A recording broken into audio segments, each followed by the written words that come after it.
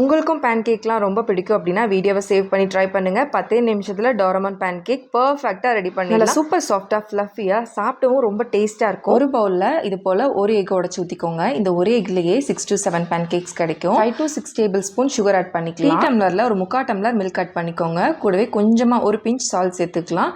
ஒரு 2 table spoon ஆயிலும் சேர்த்துக்கோங்க. நம்ம சேர்த்துருக்க எல்லா ஐட்டத்தையும் நல்லா பீட் பண்ணிக்க போகிறோம். இப்போ இந்த மாதிரி நுர வர வரைக்கும் பீட் பண்ணதுக்கப்புறமா மைதா மாவு தான் நான் ஆட் பண்ணியிருக்கேன். நீங்கள் இதுக்கு பதிலாக கோதுமை மாவு கூட ஆட் பண்ணலாம். இப்போ மில்க் 1 டம்ளர் சேர்த்துக்கிறீங்கன்னா 3 டம்ளர் மாவு தேவைப்படும். பாருங்கள், இந்த மாதிரி கொஞ்சம் கொஞ்சமாக மாவு சேர்த்து நல்லா பீட் பண்ணிக்கலாம். ஃபைனலாக கொஞ்சமாக ஒரு 1/4 ஸ்பூன் அளவு பேக்கிங் சோடா ஆட் பண்ணி அதையும் நல்லா பீட் பண்ணிக்கலாம். இந்த கன்சிஸ்டன்சியில் இருக்கணும். அதாவது எடுத்து அப்படி ஃப்ளோவாக ஃப்ளேம் லோவில் வச்சுக்கோங்க. பேன் ரொம்ப ஹீட் ஆகிடக்கூடாது. ஒரு குழிக்கரண்டி மாவு எடுத்து இந்த மாதிரி குட்டி குட்டியாக ஊற்றுனீங்கன்னா ஊத்தப்பம் போல் கிடைக்கும். பாருங்கள், இப்படி சூப்பராக ஃப்ளஃபியாக ரெடி ஆகிடுச்சு. இது அப்படியே கூட சாப்பிடலாம். இல்லைன்னா ஏதாவது சாக்லேட் சிரப் நியூட்ரலாக இருந்துச்சுன்னா ஆட் பண்ணிட்டு மேலே இன்னொரு பேன் கேக் வச்சா டோரமான் பேன் கேக் ரெடி.